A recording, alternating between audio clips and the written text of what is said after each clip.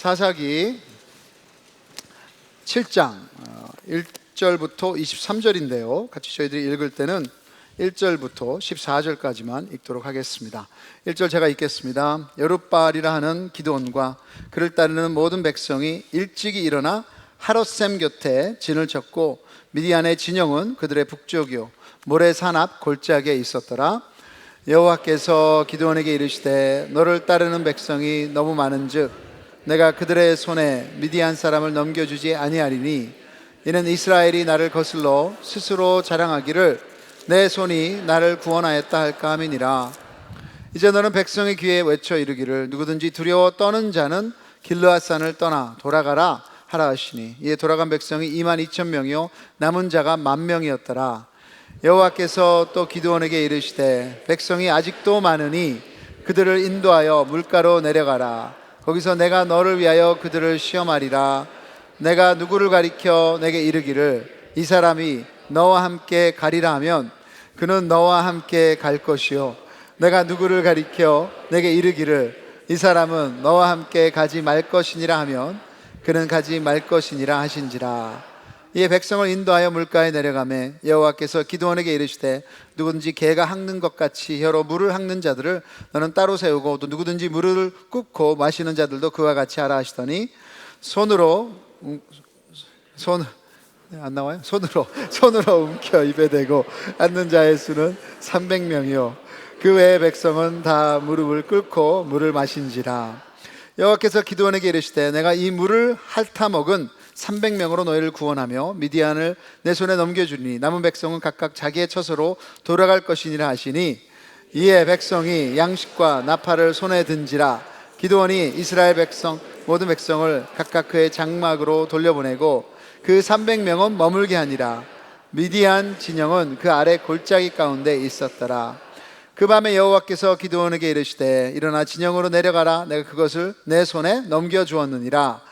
만일 내가 내려가기를 두려워하거든 내 부하 브라와 함께 그 진영으로 내려가서 그들이 하는 말을 들으라. 그 후에 내 손이 강하여져서 그 진영으로 내려가리라 하시니 기드온이 이에 그의 부하 브라와 함께 군대가 있는 진영 근처로 내려간즉 미디안과 아멜렉과 동방의 모든 사람들이 골짜기에 누웠는데 메뚜기의 많은 수와 같고 그들의 낙타의 수가 많아 해변의 모래가 많음 같은지라.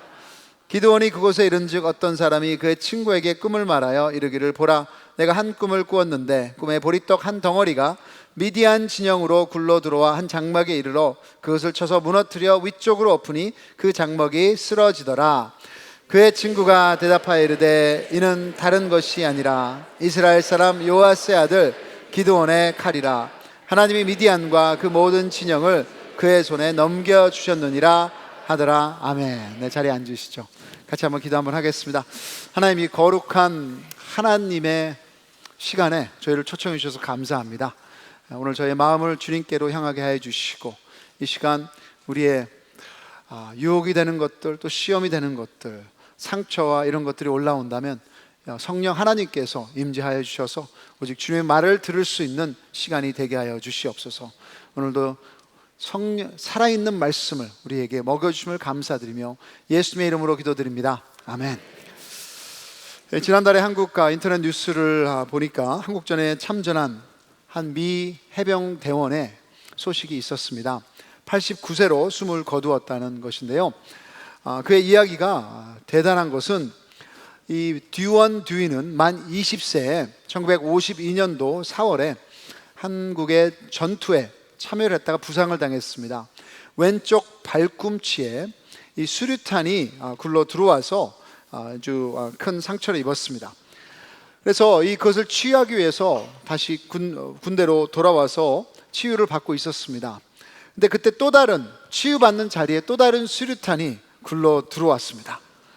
두이는 그때 이 수류탄을 던져버려야 될까 했는데 판단은 너무 늦었다고 생각해서 주변에 경고를 하고 그냥 자신의 온몸을 수류탄을 덮어버렸습니다. 기적적으로 목숨은 건져서 지금까지 살아 있었지만 병원으로 옮겨졌는데 그의 복부에서는 총알이 나온 것으로 알려졌습니다. 그 당시에 미국에는 아내와 또 갓난 아기가 두고 있었는데요. 회복돼서 미국으로 돌아와서 그 당시에 대통령이었던 드와이트 아이젠하워 대통령의 군 최고의 훈장인 명예 훈장을 받았습니다. 그래서 대통령은 이런 말을 던졌어요. 수류탄이 우리 중 한 명에게 떨어졌다면 몸이 산산조각 났을 것인데 당신은 강철 같은 몸을 가진 게 틀림없습니다. 그래서 Man of Steel, 그래서 슈퍼맨이라는 조크를 했던 것입니다. 진짜 amazing. 저절로 존경이 나옵니다. 저 같았으면 그런 용기가 있었을까? 남을 위해서 내가 그렇게 내 목숨을 던질 수 있는, 희생할 수 있었을까? 여러분, 이런 용기 우리 모두에게 있는 것은 아닙니다. 하지만 이런 용기를 우리는 원하고 있고 칭찬하고 우러러 봅니다. 모든 문화들은 용기를 중요시 여깁니다. 그리스의 철학자였던 플레이로도 인격을 만드는 4가지 덕목 중에 용기가 마지막이라고 했습니다. 로마에서도 그 사람들이 중요시 여겼던, 가치 있게 여겼던 4가지는 지혜, 절제, 정의, 그리고 용기였습니다. 동양에서도 공자는 virtuous person, 도덕적인 사람은 지혜, 선행, 그리고 용기라고 했습니다. 용기는 우리에게 필수입니다. 위기가 있을 때, 변화가 올 때, 또 문제가 일어날 때 용기 없이는 앞으로 나아갈 수 없습니다. 특별히 이 팬데믹 가운데 여기에 특징이 두려움이라면 어느 때보다도 지금 우리에게 용기가 필요한 것입니다. 그런데 용기는 두려움이 없는 사람에게 있는 것이 아니에요. 2주 전에도 말씀드렸지만 courage is not absence of fear. 두려움이 완전히 사라질 때 용기가 되는 것이 아니라 용기는 두려움 가운데서도 두려움을 통과하며 생기는 믿음의 결실입니다. 2주 전에 말씀드렸던 이스라엘의 영웅 사사 기드온, 용기가 있어서 하나님이 부르신 게 아니죠. 하나님께서 부르셨기에 용기가 생긴 것입니다. 이것이 믿음의 축복입니다. 여러분이 어떤 두려움과 도전과 아픔 가운데 계시든 거기는 목적지가 아니에요. 하나님께서 부르신 곳, 또 예수님께서 약속하신 것은 풍성한 삶입니다. 거기를 목적지로 나아가기 위해서는 분명한 용기가 필요합니다. 왜냐? 크리스천의 제자도는 용기 없이 가능하지 않아요. 제자의 길은 파격적입니다. 세상이 말하는 대로 따라가지 않고요, 자기 자신을 부인하는 것이고 세상이 경멸하는 십자가를 짊어지고 예수님의 고난의 길을 선택하는 것입니다. 용기를 가지고 따를 때 그 안에 하나님이 약속하신 그 풍성한 삶이 기다리고 있는 것입니다. 그래서 소심하고 두려움으로 가득 찼던 기드온이 어떻게 미디안 연합군과의 이 불가능한 전쟁에서 승리를 얻는 용기를 갖게 되는지 우리가 함께 보기를 원합니다. 여기에 대한 잠깐 배경을 말씀드리면 사사기 때 이스라엘 민족이 패턴이 있었어요. 하나님보다 더 많은 다른 우상들을 사랑합니다. 죄입니다. 그러면 하나님은 적들을 통해 이스라엘 민족을 압제하십니다. 그들의 노예가 되게 하고 심판하시죠. 그 다음 이스라엘 민족은 고통과 아픔 가운데 하나님께 회개하고 부르짖습니다. 그러면 하나님이 사사, 그 영웅을 보내셔서 이스라엘 민족을 구원하십니다. 그리고 시간이 흐르면 하나님의 백성들은 그 은혜를 망각해서 잊어버리고 옛날 죄에 어리석은 모습으로 돌아가는 거예요. 사사기에는 이런 것이 계속해서 반복돼서 악순환이 되고 있는 것입니다. 근데 이것은 몇천 년 전의 이야기가 아니라 지금 우리의 이야기이기도 합니다. 하나님 사랑한다고 하지만 지금 예배드리고 있지만 우리는 또다시 죄를 짓고 나 중심으로 가서 고생하다가 회개하고 주님의 회복을 받는데, 근데 그것을 또 잊어버리고 또다시 죄 짓고 그러는 모습이 우리이지 않습니까? 그런데 여러분, 그 사사기로 돌아가서 이스라엘 그 모습 가운데 하나님은 이스라엘의 구원자 사사, 그 기드온을 부르십니다. 사사기 6장에 보시면 기드온은 영웅이 아니었어요. 소심하고 두려워하고 열등감이 있었고 또 실제로 별 볼 일 없는 배경과 집안이었습니다. 하지만 그런 사람이 하나님께서 부르셨을 때 두려움 가운데 용기를 내어 우상을 부수고 이제 미디안의 군대와 맞서는 것이 사사기 7장이에요. 여러분, 이 전쟁은 말이 안 되는 전쟁입니다. 32만 명의 기드온의 군대, 그리고 135만의 미디안 연합군. 물론 목숨 걸고 해본다는 거 해볼 수 있겠죠. 하지만 실제로는 전쟁터에서 마지막에 대결한 숫자는 13만 5천과 뭐예요? 300입니다. 13만 5천과 300. 이것은 불가능한 게임이에요. 저희 교회에 우리 축구팀이 있습니다. 그래서 아주 우승도 많이 하고 아주 너무 잘하는 팀이에요. 근데 여러분, 우리 동네 교회 축구팀이 전 세계 FIFA 축구팀 1위 지금 있는 포르투갈, 그리고 크리스티아노 로날두가 거기에서 딱 있는 대표팀과 맞선다면 여러분, 우리가 승리하겠습니까? 저는 그 게임을 보러 갈 거예요. 그리고 우리 교회를 응원하겠지만 크리스티아노 로날두와 사진을 찍을 것입니다. 말도 안 되죠. 이것은 제가 LA 레이커스 러브론 제임스와 1대1 농구 경기를 하는 것입니다. 만약에 그렇게 된다면 절대로 저에게 내기를 하지 마십시오. 이길 수가 없습니다. 불가능한 거예요. 여기서 용기를 낸다는 것은 오히려 미련한 것입니다. 이런 말이 있죠. 무식하면 용감하다. 근데 어떻게 이 기드온이 이 상황에 용기를 가지고 나갈 수 있었을까요? 자, 무식해서입니까? 아니요. 하나님이 개입하셔서입니다. 하나님의 부르심이 믿음을 가져왔고 그 믿음이 두려움을 이기는 것입니다. 그래서 여러분, 오늘 이 불가능한 싸움에서 하나님의 역사를 우리가 함께 보기를 원합니다. 첫째로, 하나님은 많은 때에 의도적으로 우리를 연약하게 만드십니다. 그래서 옆 사람한테 말씀하세요. 의도적으로 당신을 연약하게 만드십니다. 의도적으로 당신을 연약하게 만드십니다. 누가요? 하나님이. 2절과 3절에 보시면 여호와께서 기드온에게 이르시되 너를 따르는 백성이 너무 많은즉 내가 그들의 손에 미디안 사람을 넘겨주지 아니하리니 이는 이스라엘이 나를 거슬러 스스로 자랑하기를 내 손이 나를 구원하였다 할까 함이니라. 이제 너는 백성의 귀에 외쳐 이르기를 누구든지 두려워 떠는 자는 길르앗산을 떠나 돌아가라 하라 하시니 이에 돌아간 백성이 2만 2천 명이요 남은 자가 1만 명이었더라. 기드온이 어떻게 해서 3만 2천 명의 용사를 모았어요. 적군에 비하면 아무 비교도 안 되는 숫자지만 그래도 3만 2천 명이 옆에 있다면 힘이 나요. 군대가 있잖아요. 흉내라도 낼 수 있습니다. 그런데 하나님은 그 군대를 줄이십니다. 두려움을 무릅쓰고 모였던 백성들 2만 2천 명을 돌려보내십니다. 아니, 사람을 더 보내주셔도 힘든 상황인데 거의 70%의 군사들이 집으로 돌아갔어요. 기드온의 마음이 무너졌을 것 같아요.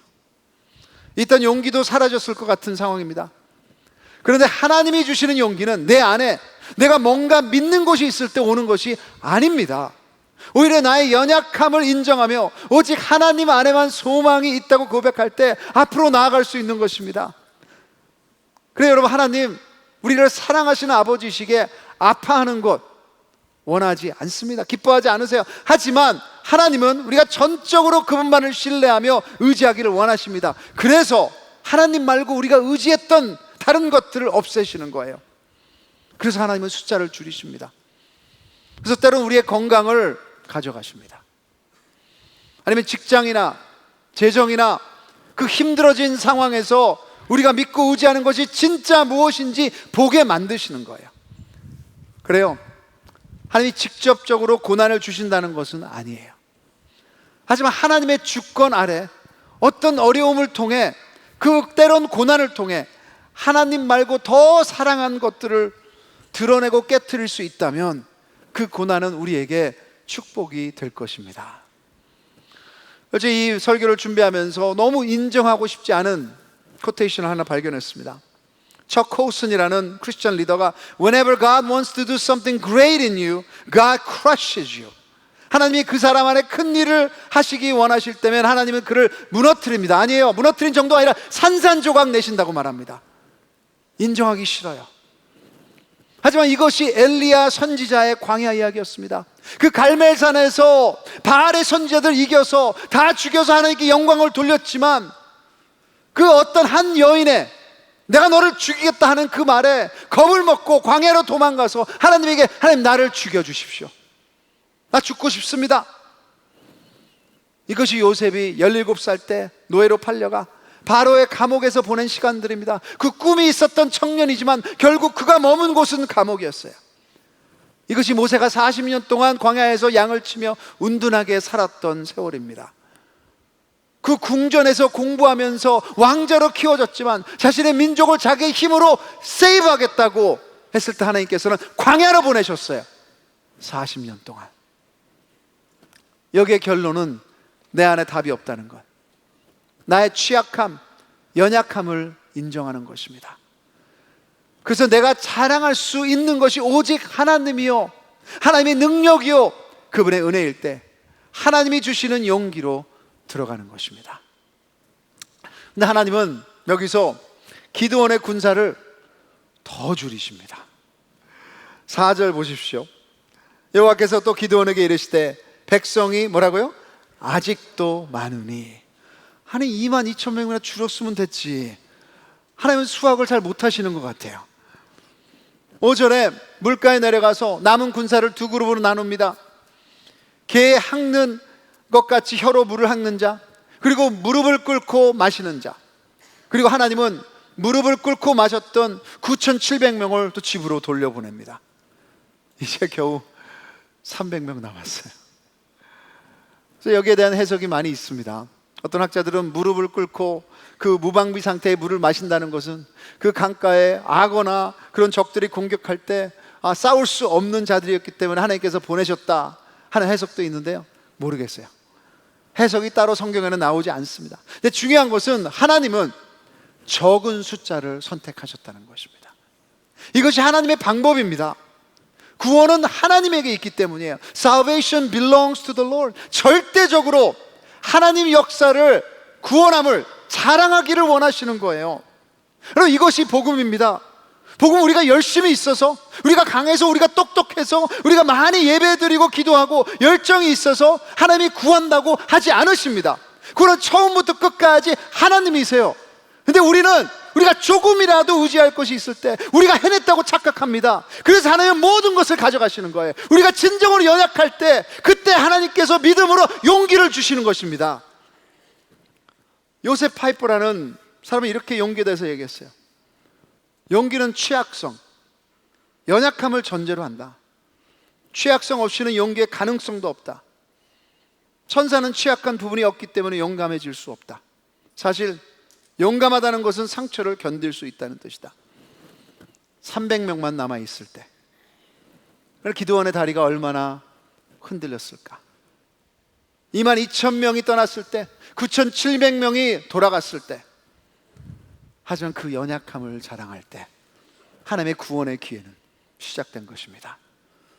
그래서 사도 바울은 그의 모든 사역 가운데 자랑을, 내가 교회를 몇 개 개척했다, 내가 얼마나 그 성경을 썼다, 내가 얼마나 똑똑하다, 나의 열심이 있다, 그렇게 자랑하지 않았어요. 고린도후서 12장 9절에 같이 한번 읽겠습니다. 시작. 나에게 이르시기를 내 은혜가 너에게 족하도다. 이는 내 능력이 약한 데서 온전하여짐이라 하신지라. 그러므로 도리어 크게 기뻐함으로 나의 여러 약한 것들에 대하여 자랑하리니 이는 그리스도의 능력이 내게 머물게 하려 함이라. 하나님께서 말씀하셨어요. 네 은혜가 약한 데서 오는 것이다. 사도 바울이 기뻐한 것은 다른 것이 아니라 그리스도의 능력, 그것을 자랑할 수 있다면, 그 은혜를 받을 수 있다면 거기에서 기쁨을 가졌던 것입니다. 여러분, 약함을 자랑한다? 나는 이 정도밖에 되지 않습니다. 나는 이런 과거와 상처가 있습니다. 나는 이것을 혼자 감당 못합니다. 지금 이해가 되지 않습니다. 외롭습니다. 도망가고 싶습니다. 우울하고 낙담됩니다. 절망 가운데 서 있습니다. 지금 절벽입니다. 누가 밀면 떨어지는 것밖에 되지 않습니다. 혹시 지금 하나님이 여러분의 군대의 숫자를 줄이셨습니까?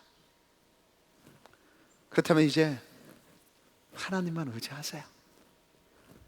그분의 역사의 길에 우리가 서 있다는 걸 믿으시는 여러분 되기를 바랍니다. 그럼 둘째는 우리의 실패와 의심을 하나님은 인내하시며 회복시켜 주십니다. 저는 기드온의 두려움이 6장에서 사라졌다고 생각하지 않습니다. 처음에 하나님이 나타나셔서 열등감 때문에, 자기의 제일 연약한 지파라는 그 배경 때문에 제일 별 볼 일 없는 그런 사람이었습니다. 그렇게 고백했습니다. 그런 상처가 아직도 남아 있습니다. 그런데 하나님은 그를 큰 용사라고 선포하시고 응원하셨습니다.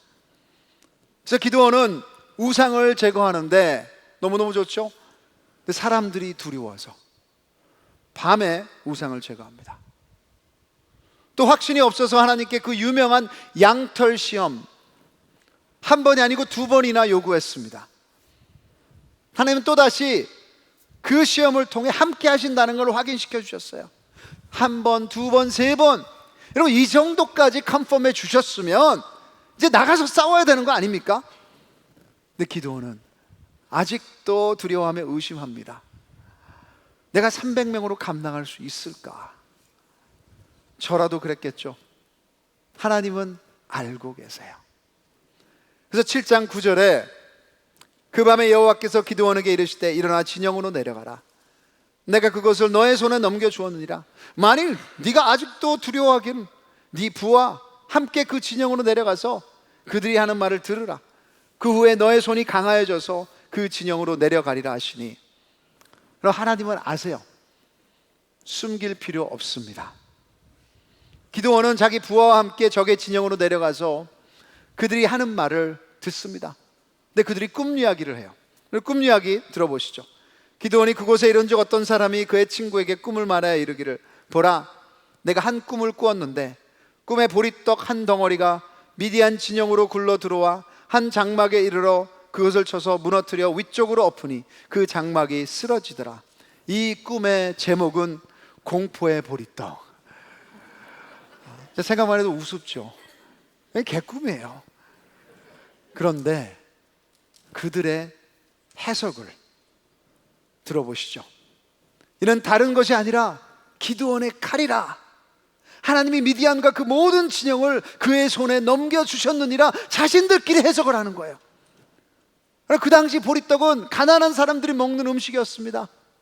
어떻게 보면 더 나아가서 별 볼 일 없는 그 이스라엘 민족을 얘기하는 것이고, 더 나아가서는 진짜 가난한 출신인 이 기드온을 가리킨다고 말할 수도 있어요. 그리고 그 기드온이 그 해석을 들었을 때 무너진 것이 아니라 얼마나 힘을 얻었습니까? 하나님은 적들도 이용해 기드온의 의심에 확신을 주시고 용기를 회복시켜 주십니다. 입으로 일어나서 앞으로 나아갈 수 있도록. 이것이 하나님의 자비예요.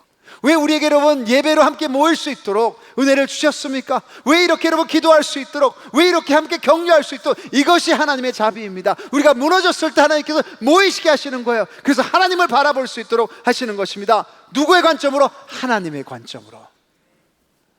용기를 가지는 것은 나의 두려움이 없어지는 것이 아니라 나의 눈을 들어 믿음의 관점으로 보는 것입니다. 그것만이 진실이에요, 여러분. 세상에 보이는 것이 아니라 하나님께서 뭐라고 생각하시는지. 세 번째는 하나님께서 보여주는 것에 순종하는 것이 용기입니다. 기드온이 이 꿈과 해몽을 듣자마자 곧바로 경배하고 여러분, 예배가 이렇게 귀한 것입니다. 예배가 순종이에요. 그래서 여러분들에게 축복합니다.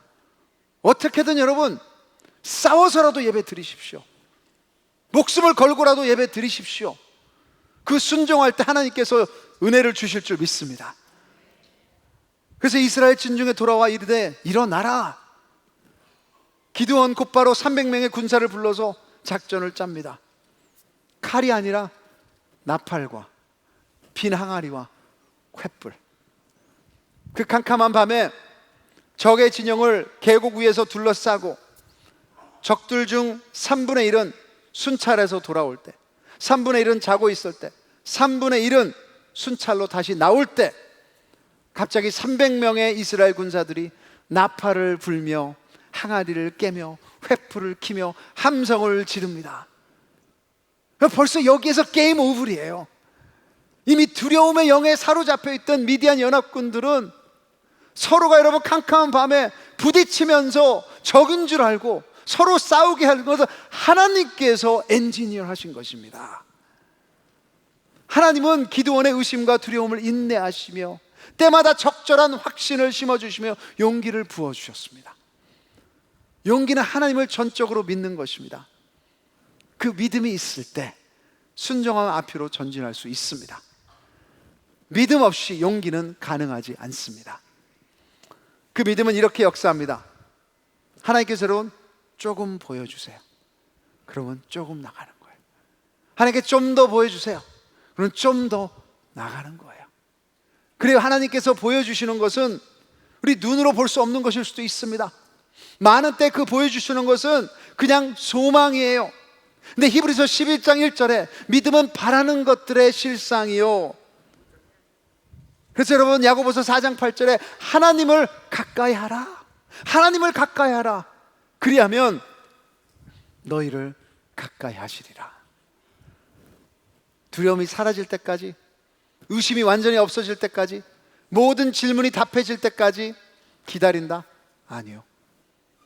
보여주신 만큼, 하나님께서 우리 마음에 주신 만큼 하나님을 의지하며 일어나십시오. 주님 분명히 용기를 주실 줄 믿습니다. 일어나십시오. 저와 제 아내는 시간 날 때마다 오디션 프로그램을 보는 것을 좋아합니다.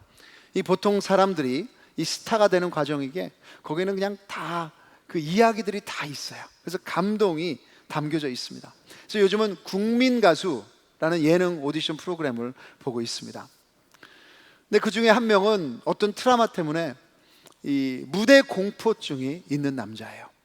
그래서 공황 장애가 있어서 이 호흡 곤란이 와서 처음 노래 부를 때도 아주 어려움을 겪었던 사람입니다. 근데 이제 세 번째 라운드까지 올라왔습니다. 근데 이 3라운드는 1대1 대결입니다. 둘 중에 한 사람은 집에 가야 됩니다. 근데 이분의 순서가 바로 오기 전 다시 숨이 가빠져서 경연 장소 외부에 나가서 안정을 취하고 다시 돌아왔습니다. 그리고 이하이의 한숨이라는 노래를 불렀습니다. 그 후련에 보면 이런 가사가 있습니다. 누군가의 한숨, 그 무거운 숨을 내가 어떻게 헤아릴 수 있을까요? 당신의 한숨, 그 깊이를 이해할 수는 없겠지만 괜찮아요. 내가 안아줄게요. 가사마다 마디마디마다 자기의 공포증을 거기에 담아서 그것을 노래하는데 그 프로 심사위원들이 그것이 얼마나 힘든 것인지 알기 때문에 경연장이 눈물바다가 됐습니다. 그래요. 어떤 사람도 우리의 한숨, 우리의 아픔, 우리의 고난과 두려움을 완전히 이해할 수 없습니다. 하지만 복음은 하나님이 우리와 같은 인간으로 우리에게 오셔서 우리가 쉬어야 될 모든 한숨을 쉬셨다는 것입니다. 우리의 한숨을 이해하십니다. 그리고 인간의 가장 큰 두려움인 그 십자가의 죽음 앞에서도 한숨 한숨 내뱉는 게 힘드셨는데도 도망가지 않으시고 그 용기를 내셔서 우리의 구원을 이루신 것입니다. 새로운 사사기에서 기드온을 우리가 봤지만 기드온은 대단한 영웅이 아니에요. 오히려 그의 연약함을 숨기지 않고 주님의 음성에 믿음으로 반응할 때 하나님은 세상의 숫자가 아니라, 세상의 강함이 아니라, 세상의 잣대가 아니라 하나님의 방법대로 기드온을 통해 불가능도 가능케 하시는 싸움을 하나님께서 싸우신 줄 믿습니다. 그럼 놀라운 것은 기드온이 300명의 군사가 남아서 두려워서 쳐들어가지 못하고 있을 때 이미 하나님의 역사는 시작됐다는 거예요. 그럼 7장 9절 같이 한번 읽어보겠습니다. 시작. 그 밤에 여호와께서 기드온에게 이르시되 일어나 진영으로 내려가라. 내가 그것을 내 손에 넘겨주었느니라. 그럼 뭐예요? 과거형입니다. 아직 싸우지도 않았어요. 아직 전략도 없습니다.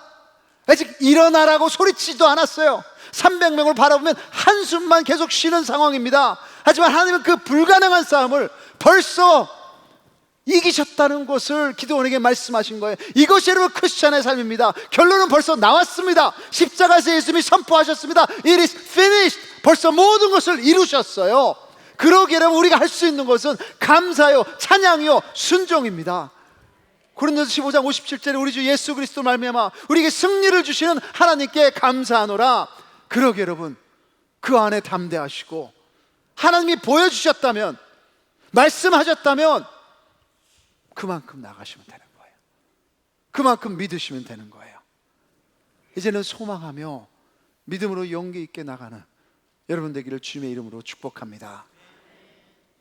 혹시라도 이 십자가의 예수님을 모르신다면, 아직도 자신밖에 의지할 곳이 없다면, 아직도 사척 가운데 남아있다면, 두려움과 의심 가운데 계신다면, 이제는 하나님만을 붙잡겠습니다 고백할 때 영적인 역사가 일어나는 거예요.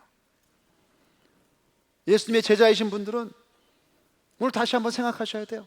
지금 고아로 살고 있는 것인가, 아니면 하나님 아버지의 자녀임을 붙드시는 것인가. 기드온이 했던 것처럼 감사로 예배하십시오. 그리고 어떤 어려움과 도전과 갈등과 아픔이 있더라도 이제 믿음으로 일어나라, 일어나라. 그래서 그 두려움을 피하는 것이 아니라 통과하시는 여러분 되길 주님의 이름으로 축원합니다. 우리 찬양팀 나올 텐데요, 여러분 기도원의 메시지를 마치면서 두 가지로 한번 생각해 봤습니다. 하나는 이거예요. 기도원의 두려움을 통해 하나님은 그 상처를 치유하시더라고요. 그 두려움은 결국 죽음 앞에 있는 우리 인간의 무력함, 그 상처의 완전체입니다. 근데 하나님께서는 그것을 치유하세요. 그것이 영적인 사람입니다. 근데 둘째로 여러분, 이 두려움에 대한 메시지는 꿈을 꾸라는 것입니다. 기드온이 거기서 머물지 않고 300명 가지고 꿈을 꿨어요. 이길 수 있을까? 앞으로 나갈 수 있을까? 절벽에 서 있는데 여러분, 꿈을 꾸십시오. 하나님께서는 그 하나님의 꿈을 분명히 축복하실 것입니다. 같이 일어나셔서 두려워하지 말라, 두려워하지 말라, 진정으로 여러분 자신에게, 우리 ANC에게 선포하며 찬양하며 나가겠습니다. 아무것도 두려워 말라.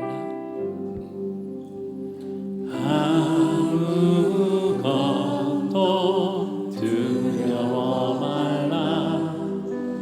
주 나의 하나님이 지켜주시네. 놀라지 마라, 겁내지 마라. 주님 나를 지켜주시네. 다시 한번 고백합니다. 아무것도 두려워 말라. 아무것도 두려워 말라. 주 나의 하나님이 지켜주시네.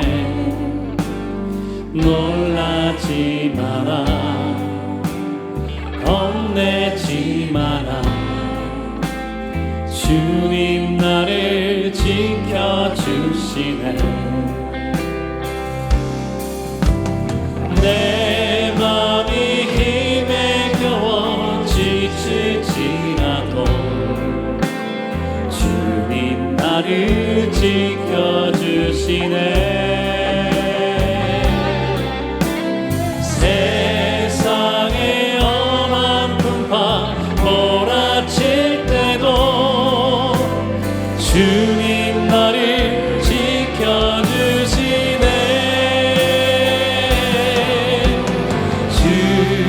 주님은 나의 산성, 주님은 나의 요새, 주님이 나의 소망, 나의 힘이 되신 여호와. 다시 한번 고백합니다. 아무것도 두려워 말라.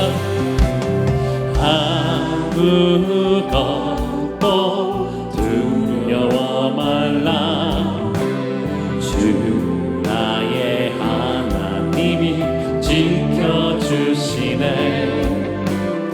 놀라지 마라 겁내지 마라 주님 나를 지켜주시네 내 맘이 힘에 겨워 지칠지라도 내 맘이 힘에 겨워 지칠지라도 주님 나를 지켜주시네 세상의 험한 풍파가 세상의 험한 풍파 몰아칠 때도 주님 나를 지켜주시네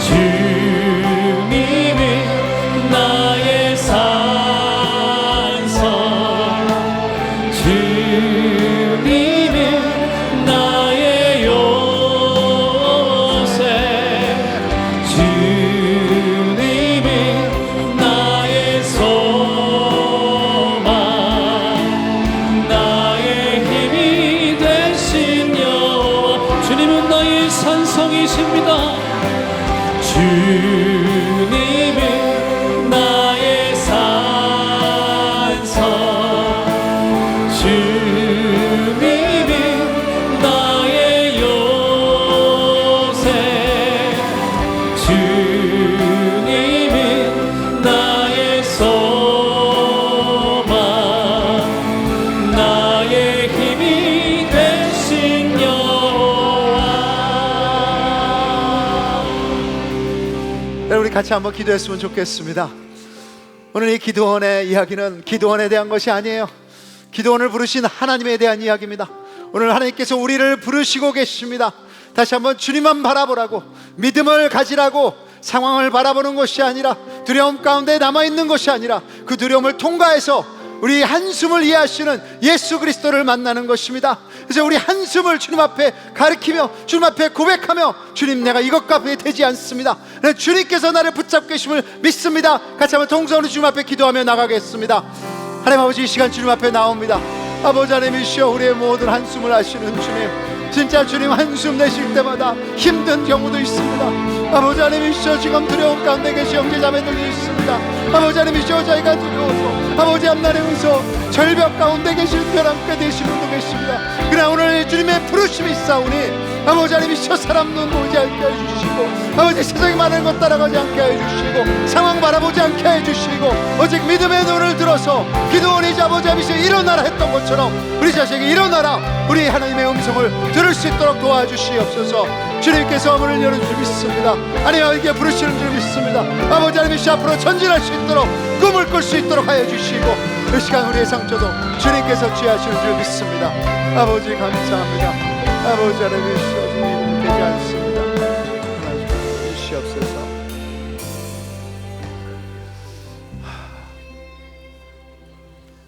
주님, 삶을 사는 것이 참 어떤 때는 너무나도 한숨밖에 나오질 않습니다.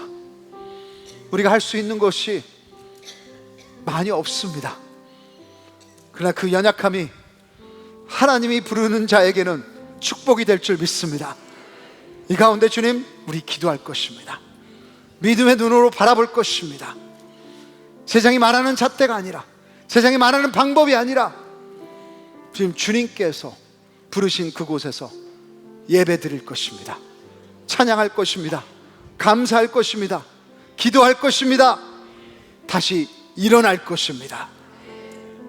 오늘도 우리를 붙들어 주심을 감사드리며, 아버지가 우리를 안아주시는데 뭘 비교하겠습니까? 뭘 불평불만하겠습니까? 주님, 의심이 있습니다. 하지만 보여주시는 그만큼 나가겠습니다. 주님이 주시는 영으로 우리가 숨을 쉴 수 있도록, 영적인 사람 될 수 있도록 좀 도와주시옵소서. 그래서 주님 앞에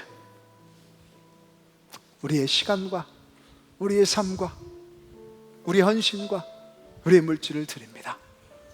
진정으로 하나님만 하셨다는 그 영광 받으시는 우리 삶 가운데, 우리 상황 가운데 우리 공동체 가운데 일어날 수 있도록 도와주시옵소서. 이제는 우리의 한숨을 용기로 회복시키기 위해서 십자가에서 한숨을 내어주신 예수 그리스도의 은혜와 오늘도 우리를 안아주시며 사랑한다고 하시는 하나님의 무한하신 사랑하심과 성령 하나님의 역사하시고 우리 마음 가운데 용기를 넣으시며 위로하심이 제 주님의 관점으로 붙잡으며 믿으며 주님이 보여주신 만큼 순종하며 나가기를 결단하는 우리 모든 형제 자매들의 머리 위에, 주님 우리 ANC가 쉬고 있는 이 호흡 위에, 성교사 사역자들 머리 위에 이제부터 영원까지 항상 함께 있을지어다. 아멘.